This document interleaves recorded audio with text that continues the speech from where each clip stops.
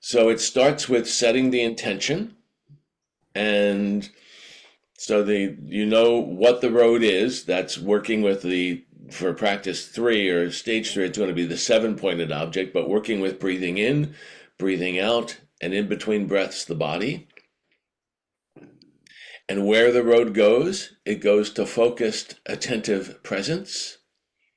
And then the decision to actually get in the car, the metaphoric car, and drive, to go somewhere, to not just sit and go, I know where it goes, but I'm not doing that, right? So we actually do the practice.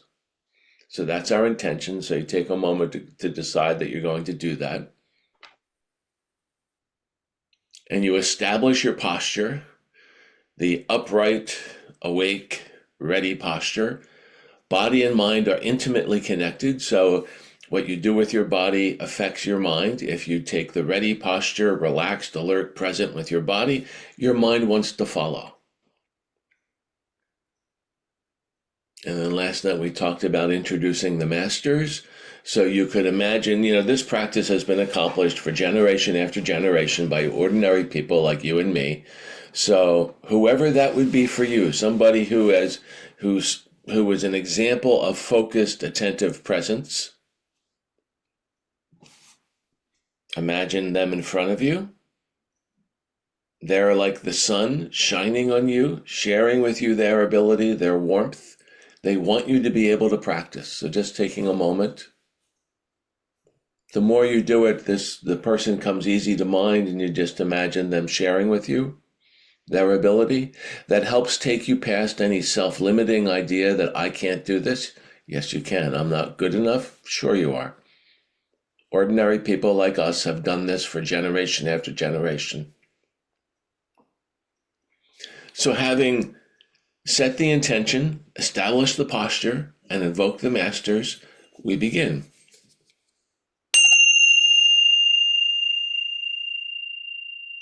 So bring your attention to the breath coming in. We're going to work with stage 1 to start. Breath coming in, breath going out, and in between breaths, the body. The instruction for stage 1 could be summarized as eyes on the road, hands on the wheel. When your attention wavers from the 3-pointed object, just use the steering wheel of attention to gently come back. And we'll do stage 1 for about 5 minutes.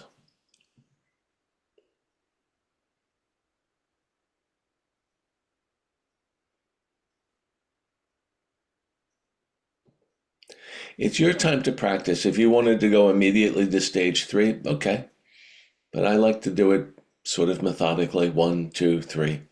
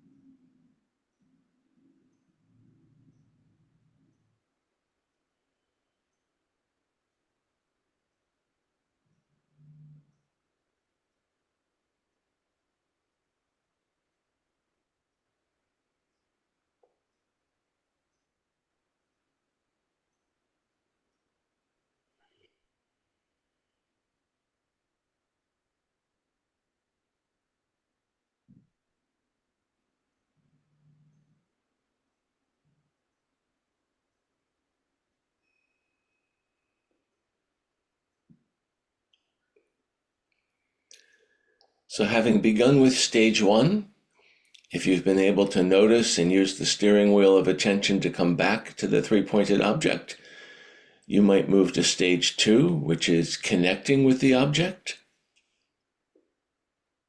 Foot on the gas, more energy to your attention, engaged with the experiences, the layered, rich experiences of breathing in, the layered, rich experiences of breathing out, and the experience of the body. So stage one is noticing, stage two is connecting.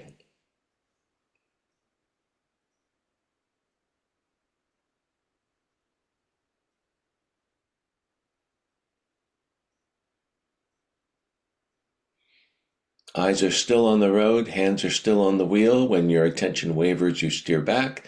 Foot's on the gas, giving more energy to your attention.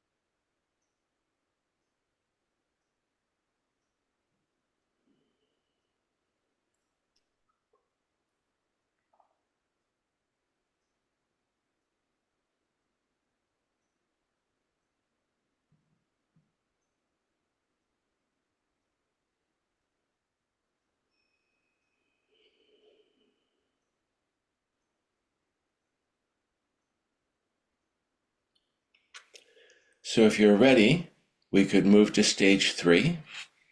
So we've done stage 1, which was noticing, stage 2, connecting. Stage 3 is about staying connected or staying with the object. And so the 3-pointed object opens up to become the 7-pointed object. We're working with noticing towards the beginning and then the middle and then the end of the experience of breathing in, towards the beginning, middle, and end of the experiences of breathing out, and in between breaths, body. So we're giving ourselves 7 times to touch into the experience of breathing in, breathing out, body. More energy to the gas, more energy to attention, more pressure on the gas pedal. Eyes on the road, hands on the wheel, still steering back when you have distraction.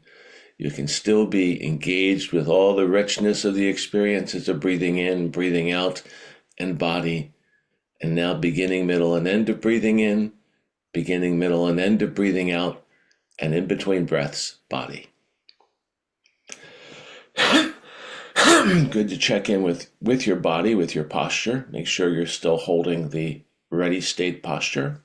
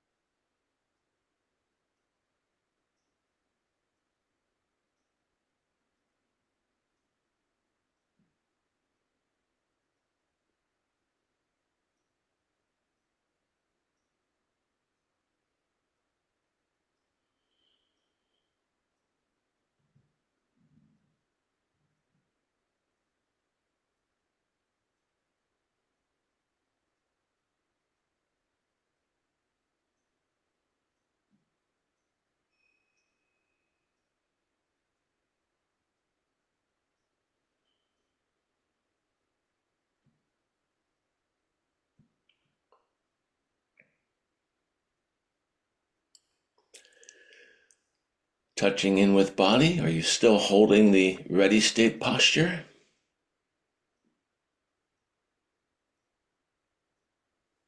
Are you still in the intention to do the practice, working with the 7-pointed object? Beginning, middle, and end of breathing in, beginning, middle, and end breathing out, body.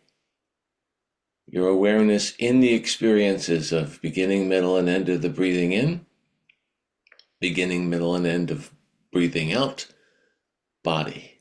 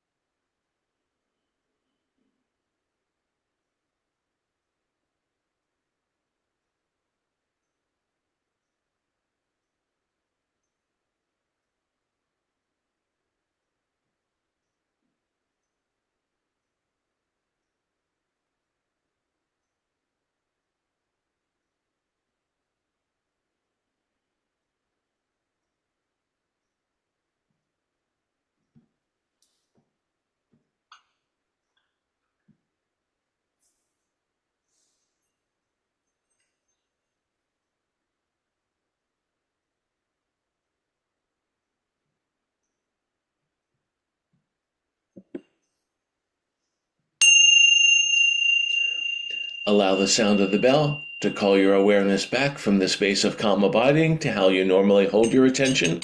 Look around, trigger the reorienting reflex, You can smile or not.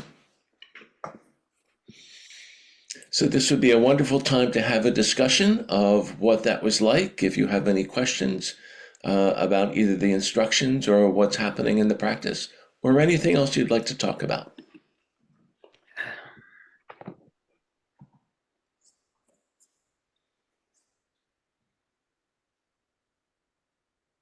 Oscar. Question. So it is okay if instead of being like beginning, middle, and end, it's just a continuum flow? It is okay. That's stage 4. So, Oh, okay. Well, yes, oopsie. Yeah. that's okay.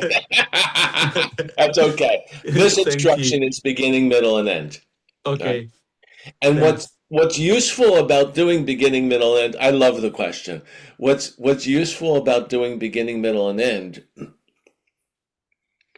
And maybe you have continual staying with the object. So the progression so far, or the continuum, has been noticing distraction, connecting with the object, beginning to stay with the object. And a lot of meditators have I'm going to quote Dan Brown here, a patchy staying. They're with it sometimes and then not, and then with it sometimes and then not, and then with it sometimes and then not. So it's a lot of come and go. So the beginning, middle, end is like, am I there or am I not? Am I there or am I not? Am I there? Like you're beginning to remedy that. You're also beginning to notice that sometimes there, sometimes not quality. Mhm. We do want to head towards the continual, but it's useful to have the 7 points. So Okay. I leave it Perfect. to you. Okay, Thank you.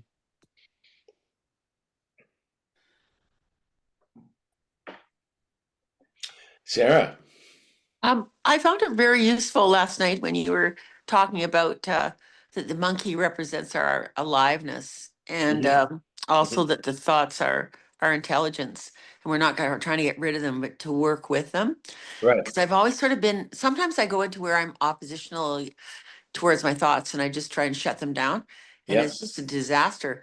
So, so Yes. I get very frustrated, and then so it's very helpful to just say, let the thoughts go without judgment and just come back Yeah.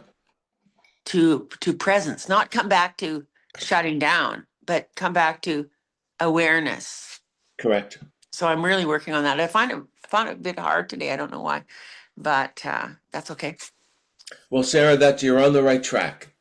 Okay. That's a good thing. And I find it very helpful. I'm just a human being. Human beings have thoughts. My mind has intelligence, it has liveliness. That's a good thing, because the alternative is if my mind had no intelligence and was dull, right? And I don't want that, right? So allowing the mind to just be what it is, and at the same time we're trying to harness the power of it, that's the elephant, and the sparky aliveness of it, that's the monkey, right? And Mhm. it's okay, we're going to use that, right? And we do it. I love the instruction. Use the steering wheel of attention to come back. And I've added in an emphasis on kindness because of the way Trungpa Rinpoche taught his Shambhala students. Because I'm driving the car, and for all of us, it's been so long that we've been driving. I think that I don't like yell at myself for the occasional waiver. I just steer back. Right. Like a complete accepting of, like, well, the car's not balanced, or the road's lumpy or whatever. Right? Or my attention wandered. Even, it doesn't matter. Just steer back. Like, no wasted energy on being hard on myself, because that doesn't take me anywhere. I'm just, it's actually just a relaxed acceptance of being me. So a relaxed acceptance of Sarah being Sarah is like, yeah, well, we just steer back, right? So keep going. Okay, great. Thanks, Brad.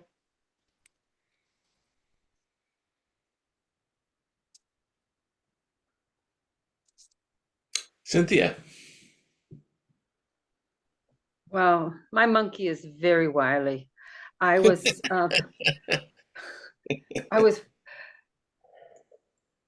doing to the last period, following my breath, and I realized as I was following my breath, I was also maintaining an image of two people watching the sky, seated watching the sky, and I had an image of those people while I watched my breath, and it just sustained with me, and it seems like a kind of, yes, I could say, oh, that was fortifying, I had company, but on the other hand, I feel it's a distraction. Like maybe there would have been more power to it if I could have just focused on my breathing and not the visual.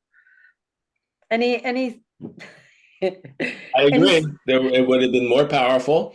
And I like the wily monkey. Your monkey came up with a very interesting distraction and clever because, you know, those of us who practice the Tantra Mahamudra with visualizations and mantras and all of that, it would feel like you were meditating. Good point. So you used a very good fake Rolex. Clever monkey.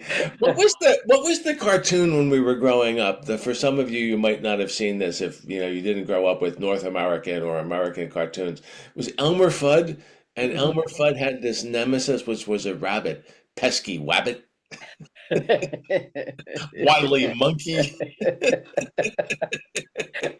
And look, it's good. The reason I go to cartoons is it's good to sort of like, yeah, isn't that funny? Okay, back to the practice. Yeah. Laughing is like, wow, that was a really big waiver back, right? It's just the complete self-acceptance, but you caught it, so good for you. Thank you. That might be a great place to end unless somebody else has something you want to throw into the mix. Well, friends, I do love practicing with you. This is fun. We got to meet the wily monkey. And for those of you who are doing the essence practice with me, I will see you shortly down the road. The rest of you, I look forward to practicing with you tomorrow morning. And if you're curious about what this essence practice thing is, well, there'll be more later. It's the third program, so we're in the first one. So as we go along, it'll become clearer. Love you all. Have a wonderful day. Thanks, everyone.